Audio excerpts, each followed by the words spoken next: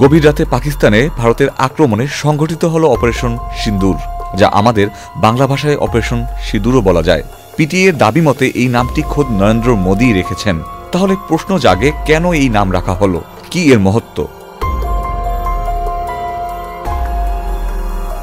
পাকিস্তানি হামলার কিছুক্ষণ পরেই সামাজিক যোগাযোগ মাধ্যমে ভারতীয় সেনাবাহিনী একটি পোস্ট করে তাদের হামলার বার্তা দেয়।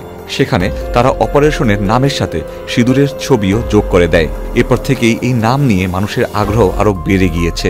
সিন্দুর শব্দটি হিন্দি ভাষায় সেই লাল গুঁড়াকে বোঝায়, যা হিন্দু নারীরা বিবাহের প্রতীক হিসেবে সিঁথিতে পরেন।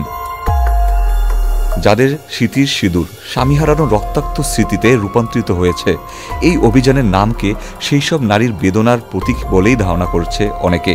পেহেলগামে হিমাংশী নারওয়াল নামের এক নারী মাত্র এক সপ্তাহ আগে ২৬ বছর বয়সী নৌবাহিনীর অফিসার বিনয় নারওয়ালের সঙ্গে বিবাহ বন্ধনে আবদ্ধ হয়েছিলেন। মধুচন্দ্রিমায় থাকা এই দম্পতির আনন্দ মুহূর্ত এক ভয়াবহ ট্র্যাজেডিতে পরিণত হয়, যখন বিনয়কে শুধুমাত্র তার ধর্মের কারণে গুলি করে হত্যা করা হয় বলেই দাবি করা হয়। হিমাংশী নারওয়ালের মতো আরও অনেক নারী সেদিন বিধবা হয়েছিল।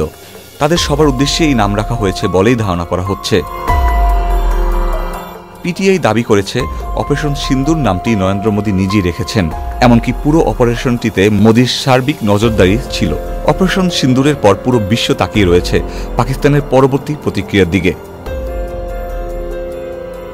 Ikhtiyar Ferdous, channel I.